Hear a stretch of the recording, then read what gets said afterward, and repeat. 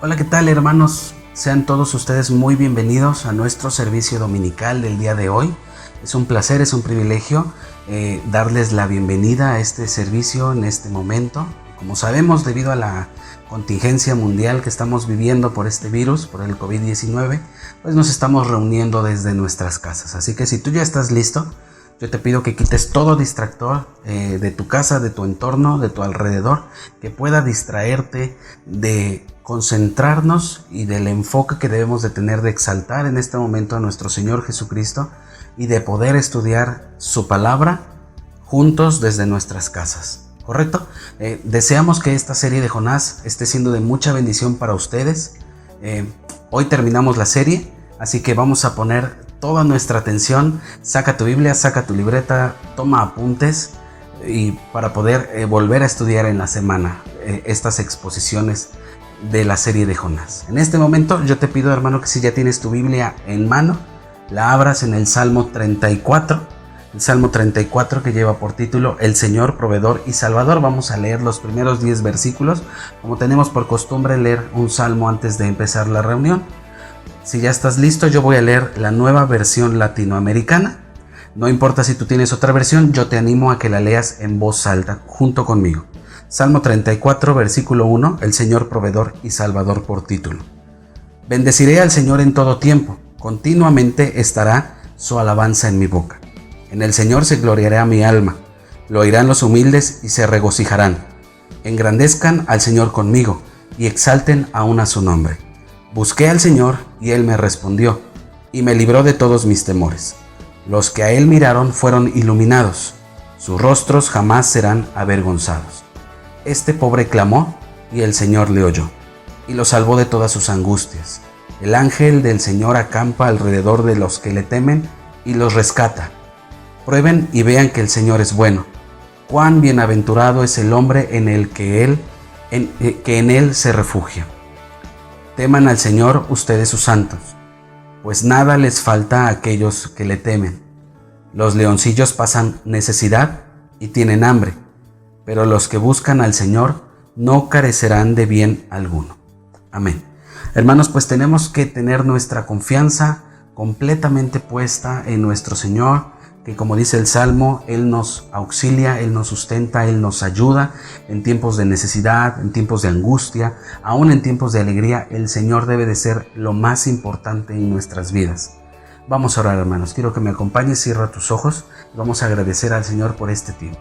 Señor Jesús, te damos muchísimas gracias, Padre, por este tiempo, por el privilegio que nos da, Señor, de podernos reunir desde nuestros hogares para estudiar tu palabra, Señor, para alimentarnos espiritualmente de tu palabra que es fuente de vida, Señor, para exaltar el nombre de tu Hijo Jesucristo, Señor, quien merece toda la gloria, toda la honra, todo el honor por el sacrificio que hizo en la cruz del Calvario, por adoptarnos, lavarnos con su sangre y por comprarnos al precio de su sangre.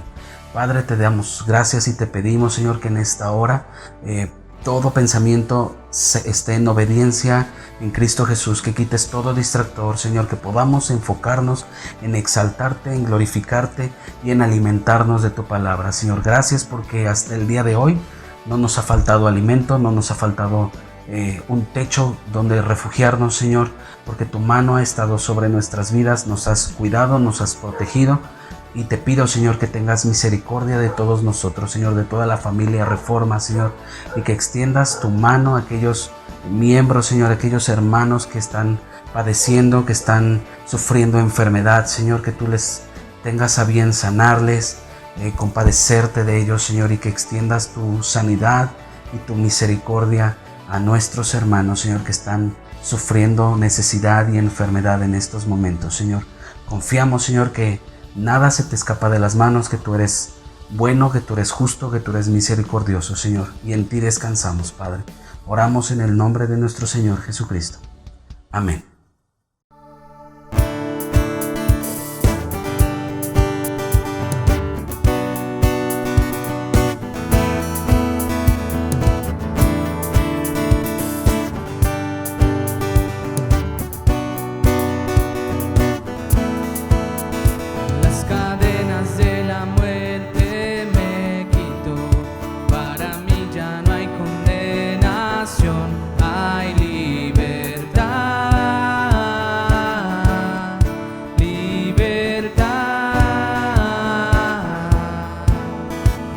esclavo del pecado me libró, y en la cruz compró mi redención y libertad,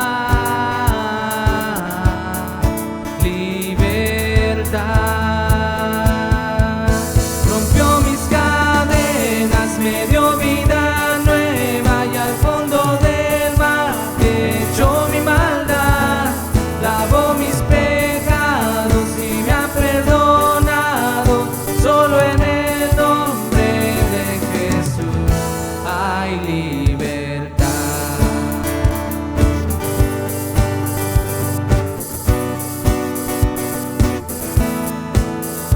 Yo proclamo al que en la cruz por mí murió y cambió mi duro corazón por libertad, libertad. El poder de su evangelio me salvó y no me avergüenzo del Señor, mi libertad, libertad. Rompió mis cadenas, me dio vida nueva, y al fondo del mar echó mi maldad, lavó mis pecados y me ha perdonado. Solo en el nombre de Jesús hay libertad.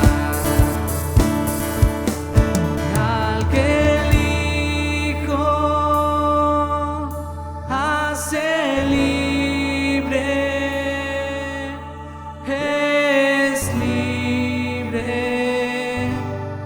en verdad. Al que el Hijo hace libre, es libre en verdad. Al que el Hijo hace libre,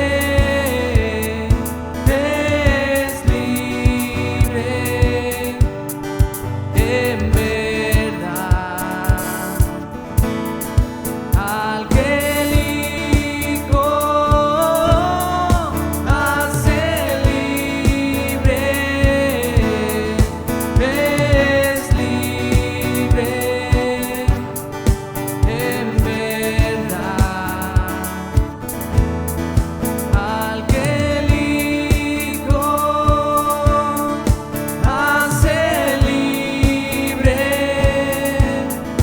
es libre en verdad. Rompió mis cadenas, me dio vida nueva, y al fondo del mar echó mi maldad, lavó mis pecados y me ha perdonado. Solo en el nombre de Jesús rompió mis cadenas, me dio vida nueva, y al fondo del mar echó mi maldad, lavó mis pecados y me ha perdonado. Solo en el nombre de Jesús hay libertad.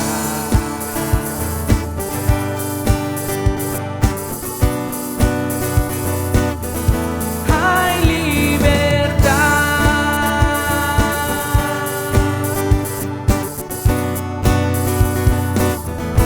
Hay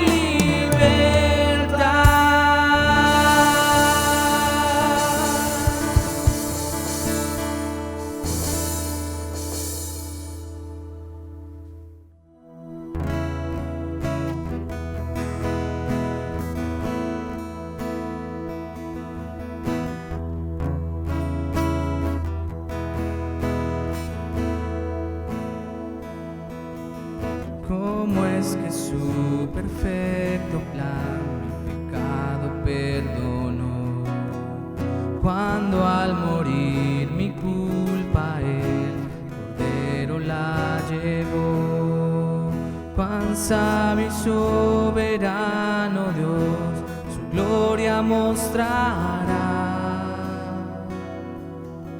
Cuando en su trono el pecador se regocijará. Oh, la gloria de la cruz, tu Hijo enviaste a morir. Mi vida dejaré atrás para conocer la gloria de la cruz.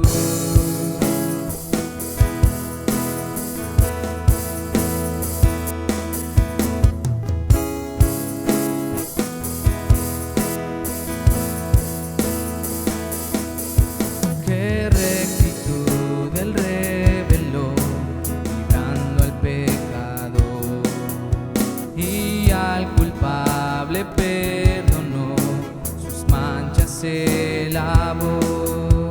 Tu sacrificio propició la ira del Señor,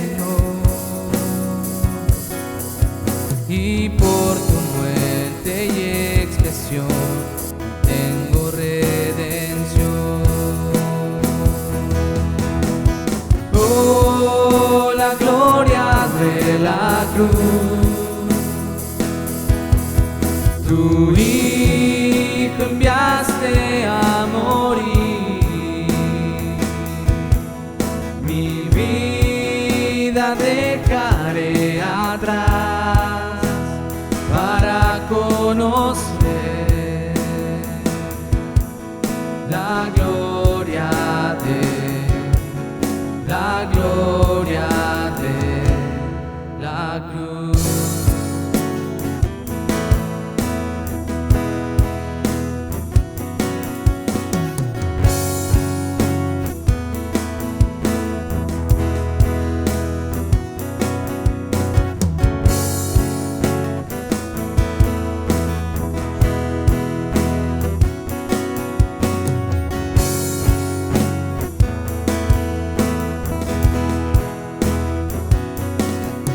Qué gracia para aquellos que habrían de creer, amor inagotable que no puedo comprender, la gracia que me perdonó, tu Hijo ahora soy,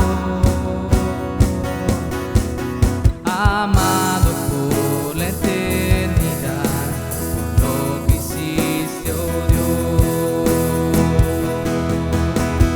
Oh, la gloria de la cruz, tu Hijo enviaste a morir. Mi vida dejaré atrás para conocer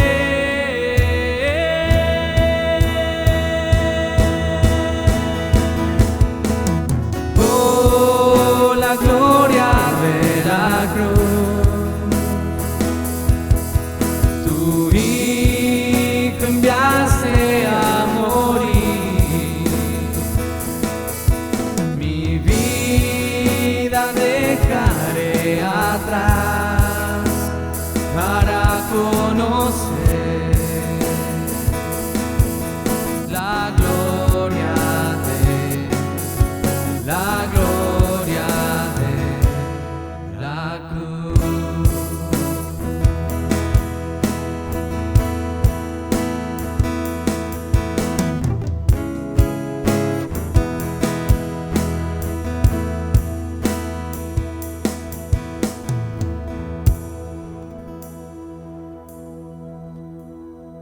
Sí, Señor, te damos gracias, Padre, por esa cruz preciosa que nos ha salvado, que nos ha rescatado, por ese hermoso sacrificio que hiciste hace 2000 años, Señor.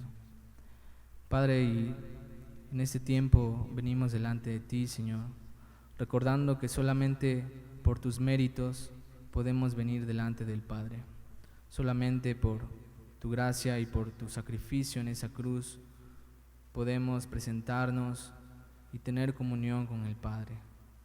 Reconocemos, Señor, que hemos pecado, reconocemos que sin ti no somos nada, Señor, y que cada instante de nuestra vida te necesitamos, Padre. Perdónanos porque hemos dudado, perdónanos porque hemos tenido malos pensamientos, Señor. En medio de todo esta situación que estamos viviendo, a veces hemos dudado, a veces hemos tenido temor, no hemos sabido confiar en ti, Señor. Y te pedimos perdón, Señor, y te pedimos que nos ayudes, Señor, a seguir confiando. Te damos gracias por tanto amor, por tu misericordia, por tu cuidado que nos has brindado hasta este día, Señor. Gracias por todo, en el nombre de Cristo Jesús. Amén.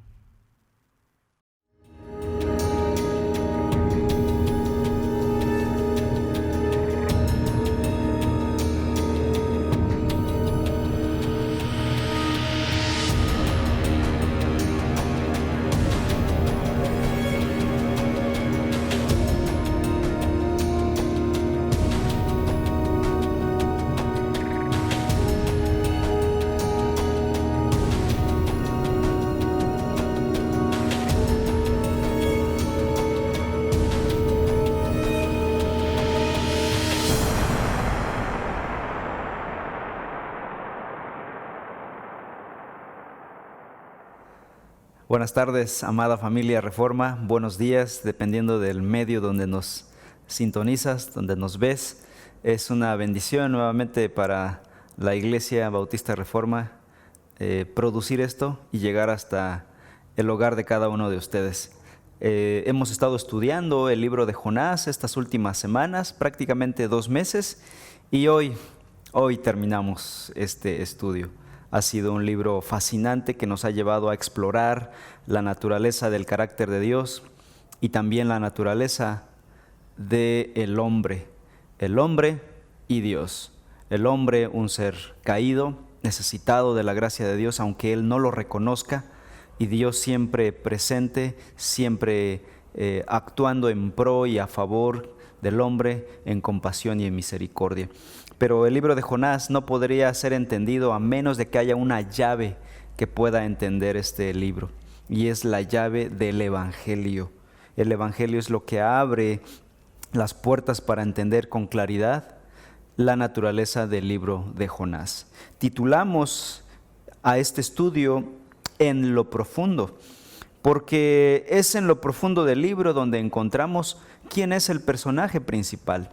El personaje principal es Dios mismo, no Jonás, no el gran pez, no los marineros, no los ninivitas, Dios mismo. Dice el capítulo 4, versículo 2, porque sabía yo que tú eres un Dios clemente y compasivo, lento para la ira y rico en misericordia, y que te arrepientes del mal con que amenazas. Hoy estaremos analizando el capítulo 4, versículos 5 al 11. Hemos titulado a este estudio Las tormentas del corazón. Parecía que Jonás finalmente había experimentado un cambio verdadero estando en el vientre del pez. Su oración majestuosa, profunda, llena de fervor, de confianza y de súplica al Señor, parecía dar a entender que Jonás había entendido la gracia de Dios. Pero después de la tribulación, todo siguió igual. Parecía que había sido un cambio radical, pero cuando las cosas pasaron, él siguió igual. Parecido a muchos de nosotros que mientras estamos bajo la dura prueba de la vida, clamamos y suplicamos y hacemos promesas a Dios y decimos: esta vez te voy a servir de esta o de tal manera, y hacemos declaraciones exageradas, pero pasada la prueba volvemos a la normalidad, o más bien a la anormalidad de nuestras vidas, de nuestra vida apática, indiferente hacia el Señor. Jonás insistía después en que a los pecadores hay que aplicarles toda la ley, cero tolerancia.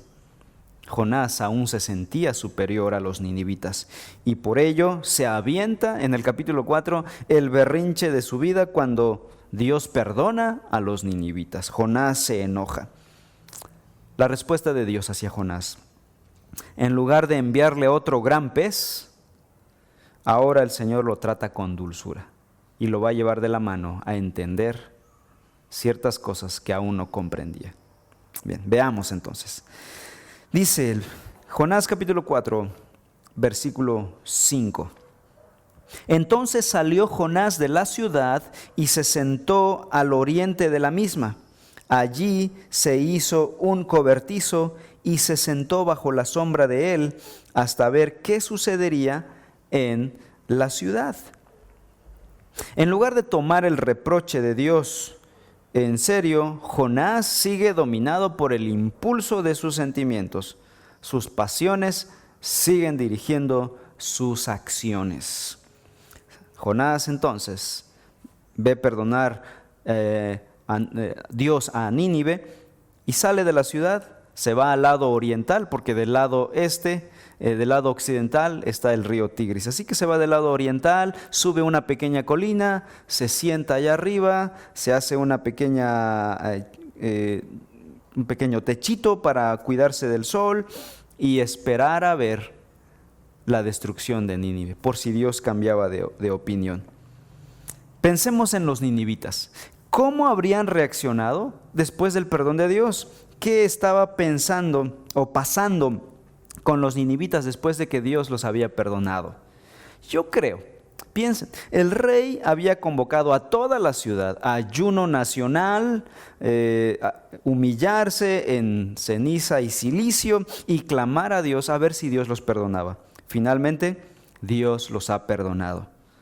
Yo creo que después de haber recibido el perdón de Dios, los ninivitas estaban felices.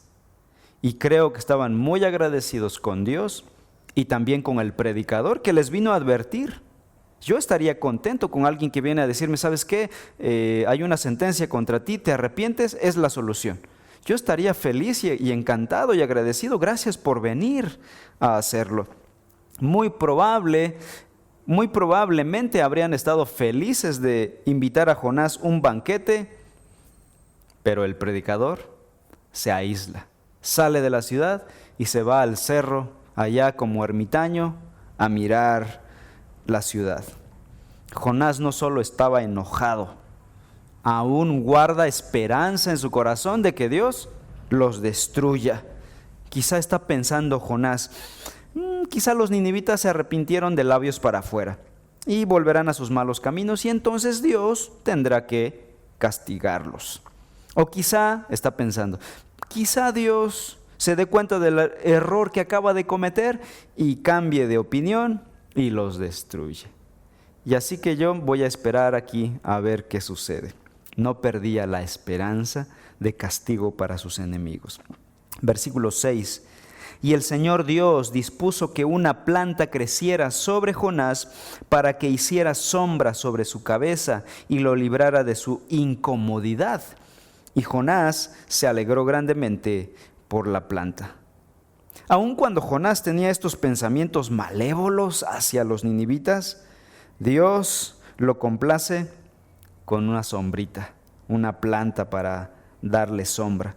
Hizo crecer esta planta que le diera sombra, y es que en el calor abrasador del desierto de Asiria, este era el mejor regalo que se podía recibir. La calabacera, como dice Reina Valera, era un arbusto de ramas grandes y hojas anchas que daban una fresca sombra. Pero vean el detalle que menciona el versículo 6, al final. Y Jonás se alegró grandemente por la planta. Seguramente estaba ahí construyendo su techo y de pronto empieza a crecer una planta que lo cubre y le da una frescura. ¿Cómo se puso Jonás? Yo creo que empezó a saltar y su sonrisota de cara a cara este detalle refleja un temperamento bastante inestable. Hace un momento estaba furioso, estaba a punto de seguramente lanzando puñetazos, y ahora está feliz, saltando de gozo. Jonás pasa de la furia a la euforia, de la depresión a la felicidad. Esto revela que Jonás es un tipo voluble e inestable, quizá una persona difícil con quien relacionarse. No se sabía si Jonás estaba enojado o estaba contento. Si estaba contento, te prometía cosas. Si estaba enojado, te maldecía. Muchas personas viven bajo la pasión de su temperamento y viven según el estado de ánimo, según amanezca el día. Si está nublado, están enojados; si está soleado, están contentos. Hay cristianos también que aún no son controlados por el Espíritu Santo, que siguen siendo controlados por el estado de ánimo, por el temperamento volátil. Un domingo pueden llegar a la iglesia cantando "Victoria en Cristo", y el siguiente domingo llegar, si es que llegan a la iglesia, entrar enojados con todo el mundo. Pero bueno, Dios es paciente con Jonás y también con nosotros y nos soporta.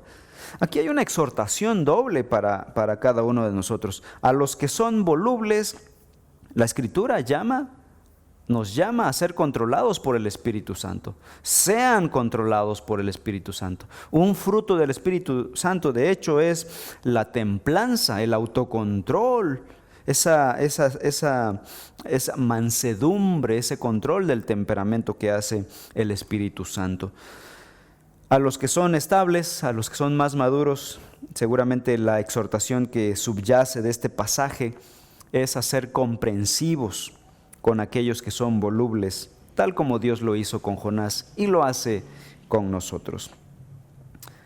Ahora, versículo 7. Pero al rayar el alba del día siguiente, Dios dispuso que un gusano atacara la planta y ésta se secó. Jonás se acostó muy contento aquella noche y durmió muy bien. Y se levantó al siguiente día entusiasmado, sin saber lo que habría de pasar a continuación.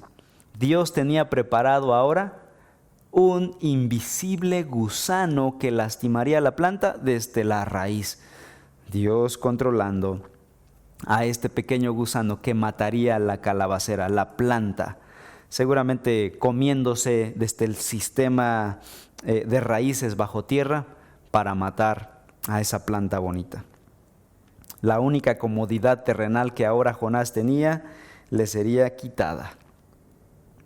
La misma mano que le dio esta bendición es la misma mano que se la está quitando. Y esto es un principio bíblico. De Dios vienen las cosas, las bendiciones, las provisiones, pero Dios da y también quita. Es lo que dice la Biblia. Job capítulo 1, versículo 21 dice: el Señor dio y el Señor quitó. Bendito sea el nombre del Señor. Una verdad difícil de aceptar. Nos gusta, nos alegra recibir todo de Dios, porque de Él vienen todas las bendiciones. Toda buena dádiva desciende de lo alto, del Padre de las luces. Pero es doloroso cuando se nos son quitadas cosas, y todo de la misma mano. La respuesta correcta era bendecir el nombre del Señor, pero Jonás no lo hizo. Ni siquiera había dado gracias por la calabacera. Y escuchen esto: todas nuestras comodidades terrenales son como plantas que se secan, son perecederos y pronto seremos privados de todos ellos. Todo lo que tenemos en esta vida, cosas materiales, incluso las vidas de nuestros seres queridos, somos como plantas efímeras, como pensamientos, somos pasajeros. Todas las cosas terrenales tienen un gusano invisible masticándolas, y un día se marchitarán, un día nos marchitaremos. De hecho, los momentos más felices de la vida muchas veces o algunas veces son seguidas por situaciones dolorosas enfermedades, problemas familiares, desempleo, crisis, pobreza, etc. La felicidad duradera en este mundo caído no existe. Repito, la felicidad duradera en este mundo caído no existe. La felicidad duradera únicamente puede ser hallada en Dios y en el Evangelio de nuestro Señor Jesucristo. Primera de Pedro, capítulo 1, versículo 3 y 4 dice: bendito sea el Dios y Padre de nuestro Señor Jesucristo, quien según su gran misericordia nos ha hecho nacer de nuevo a una esperanza viva, mediante la resurrección de Jesucristo de entre los muertos. ¿Para qué? Para obtener una herencia incorruptible, inmaculada y que no se marchitará, reservada en los cielos para ustedes. Esto en Cristo Jesús, dice el versículo 3. Nuestra confianza está puesta en el Señor y en su provisión eterna. En este mundo tendremos que aprender a contentarnos cuando Dios da, pero también contentarnos cuando Dios quita. Es algo difícil de aceptar, pero real. Solo la gracia del Señor nos puede hacer entender esto. Si no, viviremos como Jonás, que cuando se nos es quitado, hay una reacción negativa, hay una negación ante Dios, hay blasfemia ante Dios. ¿Cómo reaccionó Jonás? Veamos, versículo 8. Y sucedió que al salir el sol, Dios dispuso un sofocante viento del este, y el sol hirió la cabeza de Jonás, así que él desfallecía y con toda su alma deseaba morir, y decía: mejor me es la muerte que la vida. A través de este libro de Jonás, Dios ha dispuesto distintas criaturas para lograr su propósito. Por ejemplo, ha usado al mar, un gran pez, una planta, un gusano y ahora un gran viento. Cosas inanimadas y cosas animadas. Dios trae un silencioso y caluroso viento del este, algo así como una surada aquí en la ciudad, ¿no? Cuando viene la surada, el calor abrasador llena la región. Es lo que pasaba en Medio Oriente. Este viento seco y caluroso del este viene y trae un calor abrasador que junto con los rayos intensos del sol producen un calor insoportable. La máxima temperatura en Mosul, que es donde se ubicaba Asiria, el Mosul moderno, es de 43 grados centígrados. Pero cuando vienen estos vientos del este, puede sobrepasar esa temperatura. Entonces Jonás desea morir, dice el versículo 8. Y es que ahora ya no tiene un techito, ya no tiene sombra. Jonás está deshidratando en ese momento. ¿Qué quiere Dios? ¿Cuál es el propósito de Dios al exponer a Jonás a esta situación dolorosa? ¿Qué quiere Dios con él? Mientras la gente allá abajo ahora disfrutando de sus casas, del perdón de Dios, dentro de la sombra y la comodidad de sus hogares, Jonás está en el cerro, a pleno sol, experimentando el quebranto. Dios está llevando a Jonás a experimentar la pérdida de algo que ha idolatrado, algo al cual su corazón ha llegado a amar profundamente. Y no se refiere solo a la plantita. Esta plantita es el representante de que sus tesoros son cosas materiales y no la gracia, no la voluntad de Dios.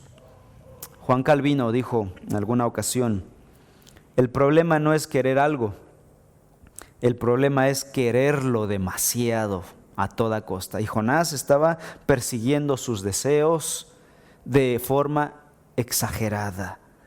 Él no solo quería estas cosas, él quería estas cosas a toda costa. Dios entonces está llevando a Jonás a desprenderse de sus ídolos y a aprender a apreciar la gracia de Dios. Para que esto ocurra, tendrá que dejar Jonás, de amarse a sí mismo. Nunca podrás entender el amor de Dios hasta que mueras al amor propio. La muerte es dolorosa, pero lleva una vida renovada y resucitada. Sigamos, veamos cómo la historia se va desenvolviendo. Ahora versículo 9. Entonces Dios le preguntó a Jonás: ¿tienes acaso razón para enojarte por causa de la planta? Respuesta de Jonás: tengo mucha razón para enojarme hasta la muerte, le respondió. Dios hace la pregunta para poder sacar la amargura y el ídolo del corazón de Jonás y luego exponer a Jonás a la verdad más mortificante posible que haya experimentado hasta aquí. La verdad de que Jonás no mira, escuchen, esta es la verdad mortificante que Jonás debía comprender. Jonás no mira al hombre como criatura de Dios. Jonás no es capaz de ver la imago Dei, la imagen de Dios en el hombre. Por lo tanto, Jonás, al no ser capaz de ver esta realidad, no valora a los seres humanos por su dignidad intrínseca de ser creación de Dios, creados a la imagen de Dios. Jonás solo ve las apariencias, solo ve el color de piel, solo escucha el idioma que hablan, solo ve el estatus social y el país de origen. Y dependiendo de esas características, Jonás etiqueta a las personas. Jonás no ve la esencia del ser humano, que es criatura de Dios, creación a la imagen de Dios. Esa forma de ver de Jonás es una forma muy racista de ver al mundo. Por lo tanto, no hay capacidad de amar a personas diferentes. No hay capacidad de compasión por personas que hablan distinto y que piensan diferente. En estos días, hablando de racismo, hemos visto la realidad del flagelo, del dolor, del racismo. El racismo es algo real y es algo muy doloroso que está impregnado en nuestra cultura, en nuestra sociedad. Pero los países racistas no solo son los anglosajones, los países anglos, como pensamos muchas veces. El racismo está arraigado en el corazón de todo ser humano, de todas las culturas del mundo. Está presente en América Latina, está presente en México. Nosotros hemos experimentado y hemos visto esta clase de racismos. En México hay personas que discriminan a otros. Las personas que viven en la ciudad discriminan a los que vienen del campo. Y muchas otras maneras de discriminación, de marginación y de racismo. Eso es algo increíble. Este problema no se va a solucionar con manifestaciones, con destrucciones, con derrocamiento de gobierno. No se va a arreglar con nada de ese tipo de alternativas, porque es un problema del pecado, es una expresión del pecado. ¿Y saben cuál es la cura para el pecado? El Evangelio de Cristo Jesús. La única cura para el racismo es el Evangelio de Cristo Jesús. Esto vendrá realmente a traer una renovación en todos los aspectos en la cultura, si es la voluntad de Dios. El problema teológico en la mente de Jonás. Jonás está batallando con algo en su cabeza. Él pregunta, analiza, si Dios es justo, ¿por qué no castiga a los malvados? ¿No es lo que hace un juez justo? ¿Condenar a los malvados? Y ahora, por el otro lado, porque si castiga a los malvados, entonces ¿cómo podrá mostrar misericordia? Hay una tensión entre la justicia y la misericordia, pero si Dios muestra su justicia y condena al pecador, ¿cómo puede ser Dios todavía misericordioso?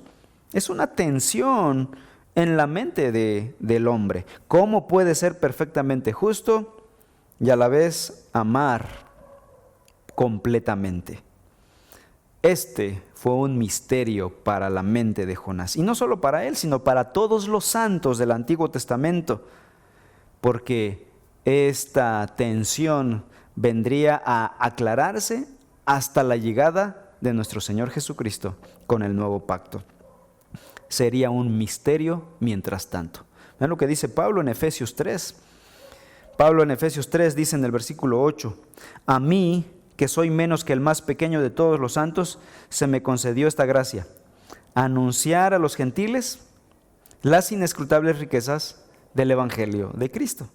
Habla del Evangelio de Cristo. Versículo 9, y sacar a la luz cuál es la dispensación del misterio que por los siglos ha estado oculto en Dios, creador de todas las cosas. Pablo dice, este fue un misterio por mucho tiempo, que estuvo oculto en Dios, pero se vino a aclarar hasta la llegada del Evangelio de Cristo Jesús. Y es que efectivamente con la venida de Cristo Jesús, con el Evangelio, este misterio se aclaró. Cristo, cuando murió en la cruz, manifestó la justicia de Dios y el amor de Dios al mismo tiempo, en el mismo evento. En la cruz, la justicia de Dios exigió todo el castigo por el pecado. Y en la misma cruz se mostró todo el amor de Dios para tomar el lugar de los pecadores y así salvarlos. La cruz entonces es la solución divina a esta tensión cósmica entre la justicia y el amor. La cruz resuelve la tensión. La cruz de Cristo muestra la justicia de Dios al castigar el pecado en el cuerpo de su Hijo Jesús y a la vez muestra el amor de Dios al poner un sacrificio en lugar de los pecadores y así salvarlos. La cruz es la fórmula perfecta para aclarar esta tensión cósmica. En la cruz, la justicia de Dios exigió todo el castigo por el pecado y al mismo tiempo ofreció salvación gratuita para todo pecador arrepentido. Veamos el Nuevo Testamento, por favor. Romanos capítulo 3. Romanos 3, versículo 25 dice, a quien Dios exhibió públicamente como propiciación por su sangre a través de la fe, como demostración de su justicia, porque en su tolerancia Dios pasó por alto los pecados cometidos anteriormente. Dice que en la cruz Dios manifestó algo, justicia. En Cristo Jesús Dios hizo justicia por los pecados de los hombres. Ahora vamos al capítulo 5 de Romanos. Romanos 5, versículo 8. Pero Dios demuestra su amor para con nosotros, en que siendo aún pecadores, Cristo murió por nosotros. ¿Qué es lo que muestra también la cruz? Amor. Dios mostró su amor para con nosotros cuando Cristo murió en la cruz.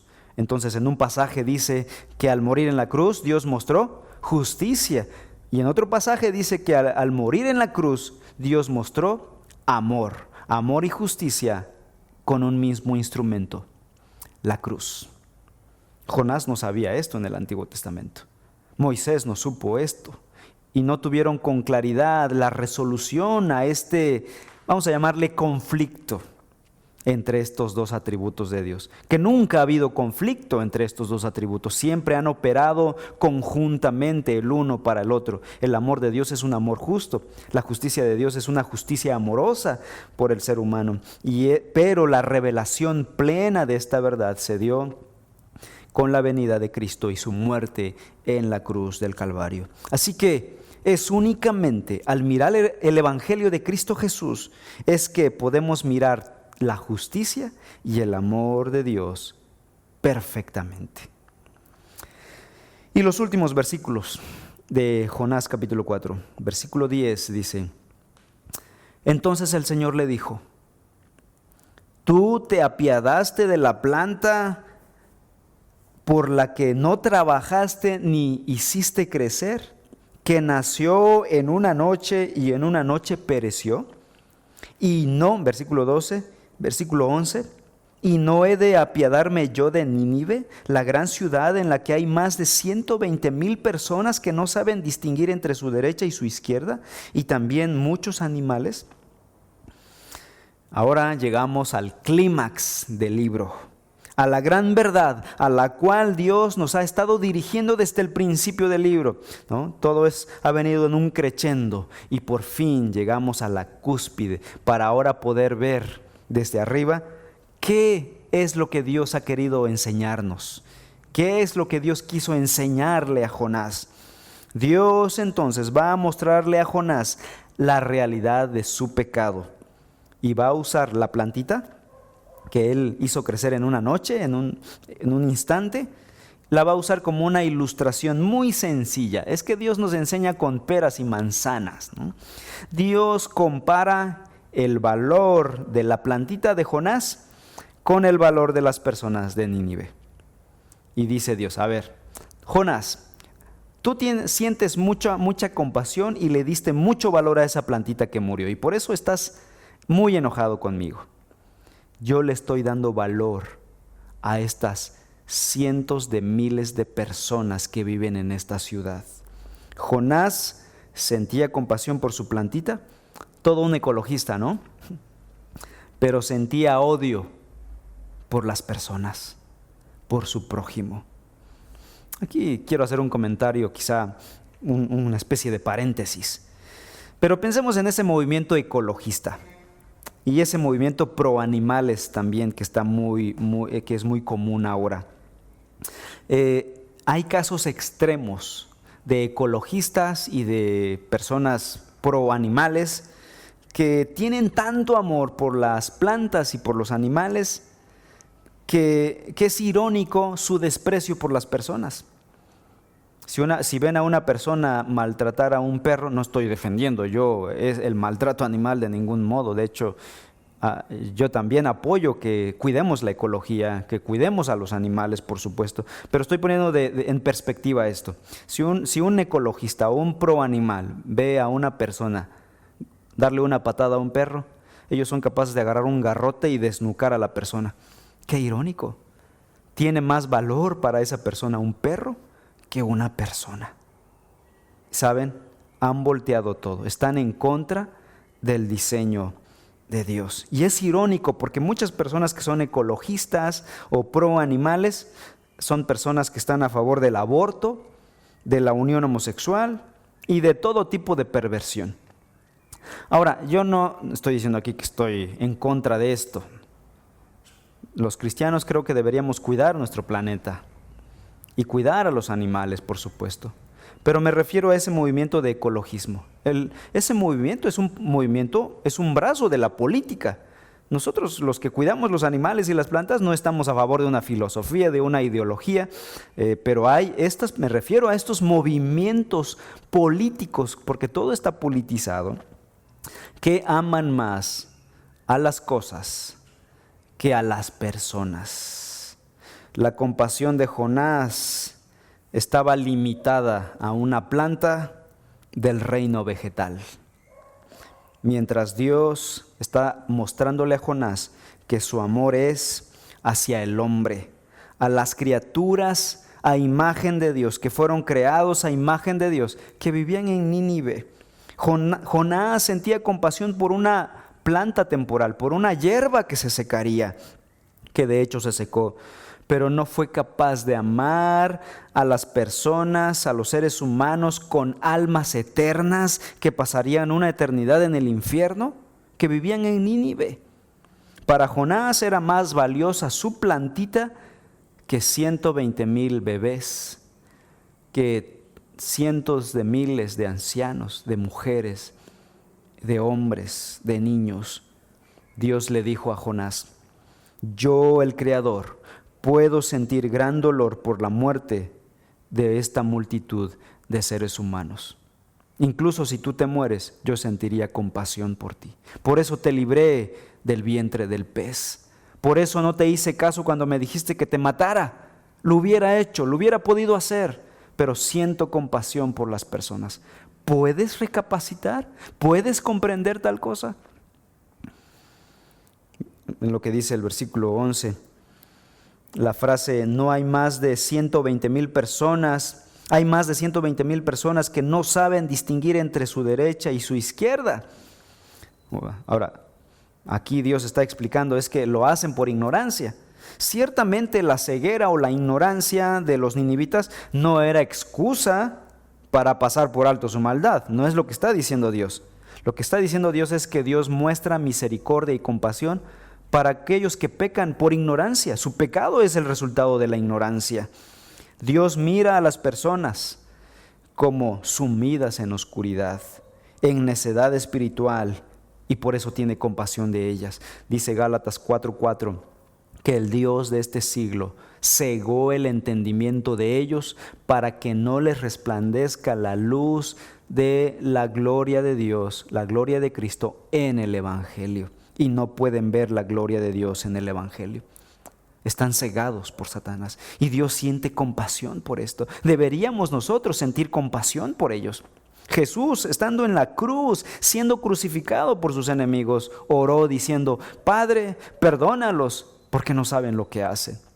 Porque el Dios de este siglo los ha cegado. Si vieran que yo soy el Mesías, el Cristo que puede darles vida, no lo harían. Pero tiene que venir el Espíritu Santo para hacer una operación, una cirugía espiritual en nuestro corazón y abrirnos los ojos y mostrarnos que Cristo es el Salvador. De otro modo, el cristianismo es una locura. Para los judíos era tropiezo, para los griegos era locura. Así que Jonás tenía una teología decente, pero le faltaba entender la profundidad del amor de Dios hacia los perdidos, hacia los pecadores. Muchos cristianos tienen una buena teología, pueden ser buenos cristianos, pero aún no han comprendido la profundidad del amor de Dios por los pecadores. Nosotros somos llamados a amar a los pecadores. Y ahí se termina el libro. Ahí se cierra el libro con la pregunta de Dios a Jonás, preguntándole, ¿por qué no tienes compasión de la gente pecadora? Y se termina el libro sin la respuesta de Jonás. Sentimos que hace falta una página del libro, ¿no? Sentimos que hace falta un capítulo del libro, el capítulo 5 de Jonás, para ver cómo respondió Jonás. ¿Finalmente Jonás comprendió? No sabemos, porque no existe el capítulo 5 de Jonás. ¿Finalmente comprendió? No lo sabemos. Yo me pregunto, ¿por qué razón cortar el libro así de tajo y dejarnos con la película sin el final? ¿Qué pasaría si tú estás viendo una buena película y pum, de pronto se corta y no viste el final? Como que un nudo en la garganta se te hace. O escuchas una canción y estamos cantando arriba y se corta y no hay el acorde final, no hay la cadencia final.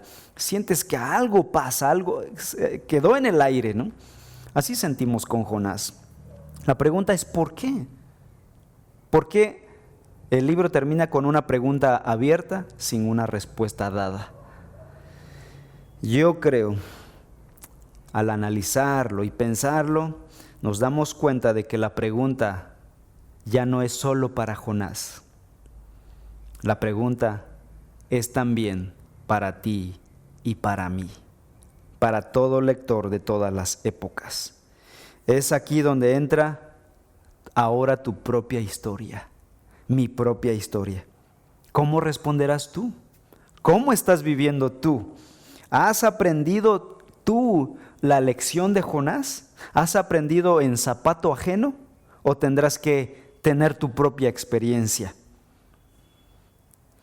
Este libro nos llama entonces a amar a las personas de todo pueblo, de toda lengua y de toda nación. Somos llamados a no marginar a otras personas, a evitar el elitismo, a evitar el racismo. Y saben, la mejor manera de manifestar el amor de Dios por las personas del mundo no es simplemente diciéndoles te amo, amor y paz y todas esas frases bonitas de algunos movimientos sociales. No. La mejor y la máxima expresión de amor hacia tu prójimo, de toda índole, comenzando desde aquí, es mostrándoles el amor de Cristo y predicándoles, dándoles el tesoro más valioso que tenemos, el Evangelio de Cristo Jesús. Es lo máximo que podemos darle a estas personas. Y por supuesto, ayuda, servicio, amor, lo que podamos hacer por ellos. Conclusión.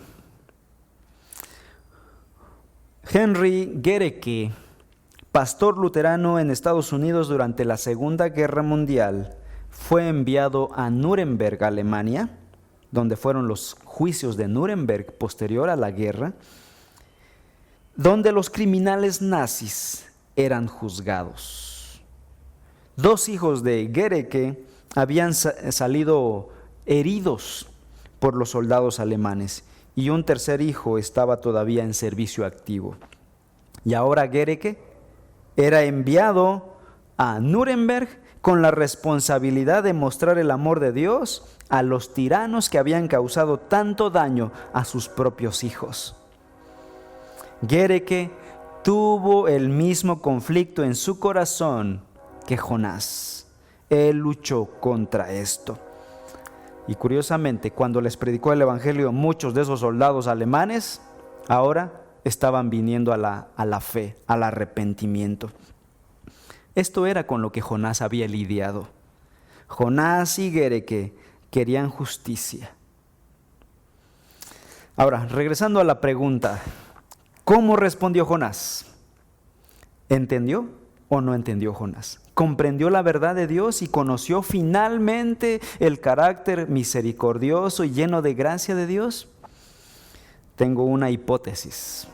Esta es una hipótesis y aquí puedo hacer hipótesis porque ya terminamos el libro. Sobre el libro no podemos hacer hipótesis, pero aquí hay una idea. Yo creo que al final Jonás sí comprendió la gracia de Dios. ¿Cómo puedo afirmar esto? Bueno, ¿quién escribió el libro? La mayoría de los biblistas concuerdan en que el autor del libro fue el mismo Jonás. Incluso Jesús, de una manera implícita, afirma que este libro fue escrito por el mismo Jonás. Ahora, ¿cómo me puede ayudar esto a comprender si Jonás comprendió o no comprendió? Bueno, si el autor de este libro es el propio Jonás, Jonás tuvo que tomar una decisión fuerte. ¿Cómo voy a narrar mi propia historia de fracaso allá en Nínive? Habían 2 opciones para escribir su propio libro. Primero, narrar la historia de tal manera, maquillar la historia de tal manera que luciera Jonás como el héroe, como el que sí fue y no contar la historia en el mar con los marineros que me lanzaron al mar, que fui a dar al vientre de un gran pez, sino que fui, prediqué y por mi predicación muchos ninivitas fueron salvos. O narrar la verdad, sin maquillaje, sin censura, sin amarillismo, y decir y contar toda mi travesía tal como fue. Desobedecí, fui un rebelde, y llegué, prediqué, finalmente obedecí, pero no había entendido y volví a fallar y lucir como un tonto. ¿Qué hizo el autor? Por lo que vemos en la Biblia, él optó por contar su propia historia en esta segunda forma. Y esto demuestra que años después, un Jonás ya transformado, más maduro, más humilde, narró y escribió su propia historia, dejando al descubierto su pecado sin maquillaje alguno, exaltando el carácter compasivo de Dios, exaltando la gracia de Dios, mostrando que Dios es justo y misericordioso a la vez.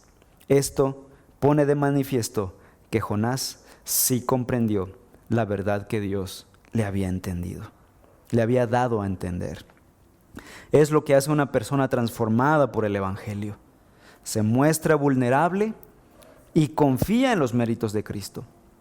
No maquilla su pecado, no minimiza su pecado, no busca excusas, no busca culpar a otros por su pecado.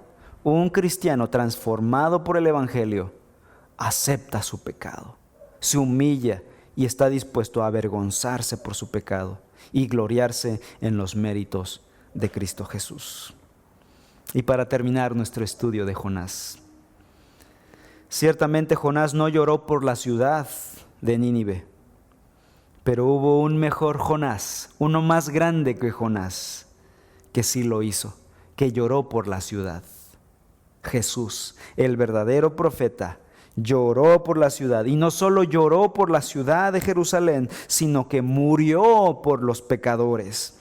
Jonás sí salió de la ciudad con la esperanza de ver destrucción, de ver destruida la ciudad. Jesucristo, sin embargo, salió de la ciudad para morir en una cruz con la esperanza segura de alcanzar salvación para la ciudad. No nos queda más que decir con los reformadores del siglo XVI: Soli Deo Gloria. Solo a Dios la gloria, toda la gloria para nuestro Dios, que envió a su Hijo Jesucristo a morir por los pecados de hombres malvados como nosotros, y ahora gozar de eterna salvación en Cristo Jesús. Soli Deo Gloria.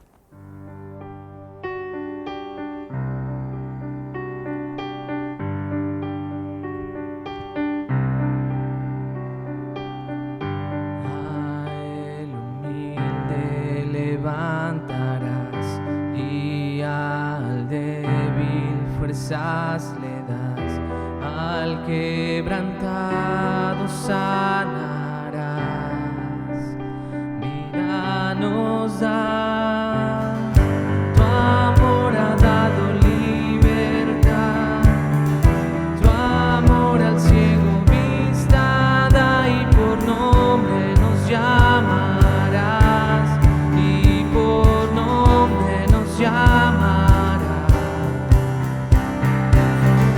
Jesús el cielo nos abrió, Jesús que fue a la cruz nos llama por nombre a Él, si nos llama por nombre a Él,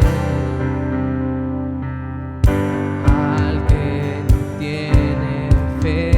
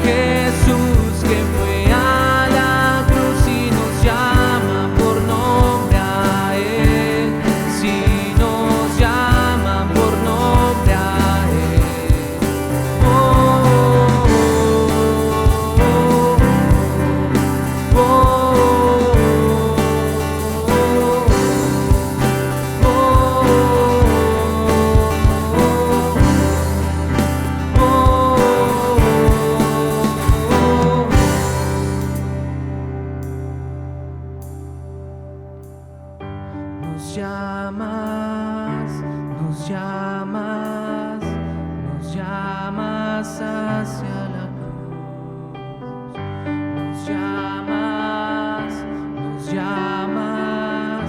nos llamas hacia la cruz,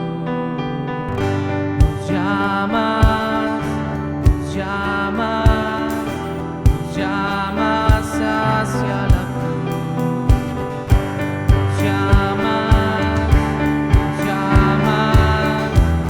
llamas hacia la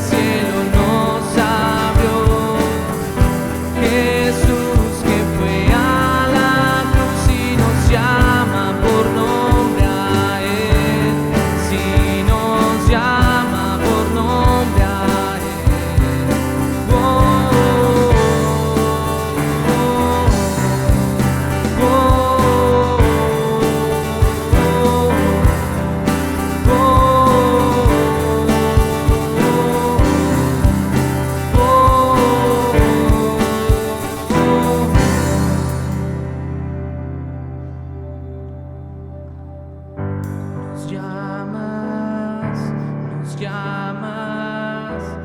llamas hacia la cruz, nos llamas, nos llamas, nos llamas hacia la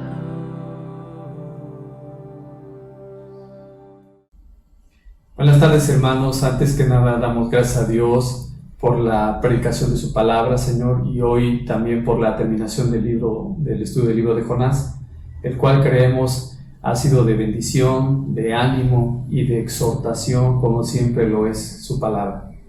Hermanos, pues recordándoles que les extrañamos como cuerpo de Cristo, estar aquí físicamente en la iglesia, les extrañamos, como dice su palabra, a reunirnos y animarnos a las buenas obras, pero es el deseo de nuestro corazón que este tiempo pase para que podamos estar reunidos. Y bien, mientras eso no sucede, bueno, vamos a pasar a nuestro tiempo de avisos. Primeramente recordándoles de nuestro servicio de oración, los cuales por la contingencia pues se está llevando a cabo a través de vía internet. Y para esto tenemos dos horarios: 11 de la mañana a través de Facebook Live y 12 del día a través de YouTube, para que aparten este tiempo, hermanos, y para que de esta manera puedan ser bendecidos con la palabra de Dios. En otro punto, bueno, recordarles acerca del Ministerio de Reforma Kids Online, los cuales a través de nuestras maestras elaboran material para que puedan ser bendecidos nuestros niños. Les pedimos, hermanos, los que tengan pequeños, que los ayuden a desarrollar este material y de esta manera, bueno, ellos también sean bendecidos. También recordarles esta semana nuestros GP o grupos pequeños Livestream, que son grupos cerrados de Facebook, en los cuales estamos estudiando la palabra de Dios. Para que si no estás incluido en alguno de ellos, bueno, contáctanos a través de alguna de nuestras redes y de esta manera puedas tener acceso al estudio de la palabra. Bien, nuestro pastor tiene otros avisos. Muchas gracias, hermanos. Bien, pues estamos en quizá en la temporada más difícil de esta pandemia. Realmente la temporada difícil para Córdoba es junio. No fue abril y en mayo más o menos, pero junio, y no sabemos cómo va a estar más adelante. Pero el índice de contagios se ha disparado. Así que, mis amados hermanos, necesitamos orar unos por otros y unos con los otros. Necesitamos seguir cuidándonos, tomando las medidas de precaución, siendo responsables para no ser contagiados y a la vez no contagiar a otros. Así que les animo, mis amados hermanos, a ser responsables, pero también a no desanimarse, a confiar en el Señor. Dios tiene poder sobre este virus, no el virus sobre nuestro Dios. Así que confianza en el Señor, ánimo, estemos orando y confiando en el Señor. Así que me es una bendición anunciar que este jueves a las 6 de la tarde tendremos una reunión virtual de varones para orar, hombres orando juntos. Queremos hacerlo por medio de Facebook Room. Es una aplicación nueva de Facebook, es un nuevo elemento donde permite la reunión virtual, algo así como Zoom, pero lo haremos por Facebook a las 6 de la tarde. Así que si estás interesado, por favor avísanos mandándonos un mensaje por WhatsApp o por Messenger. Avísanos para enviarte la invitación para que puedas conectarte el día jueves a las 6 de la tarde. Hermano varón de la iglesia, necesitamos que te pongas firme y fiel al Señor para orar y buscar la dirección del Señor. Necesitamos orar e interceder unos por otros. También les anuncié la semana pasada que tenemos un nuevo libro para estudiar y es una carta del Nuevo Testamento, la carta del apóstol Pablo a los romanos, y titularemos este estudio El poder del Evangelio. En 15 días estaremos comenzando con esto.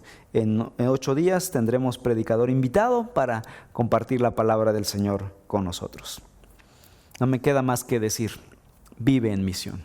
Por lo tanto, ora, habla el Evangelio e invita a otros a escuchar el Evangelio. Vamos a orar.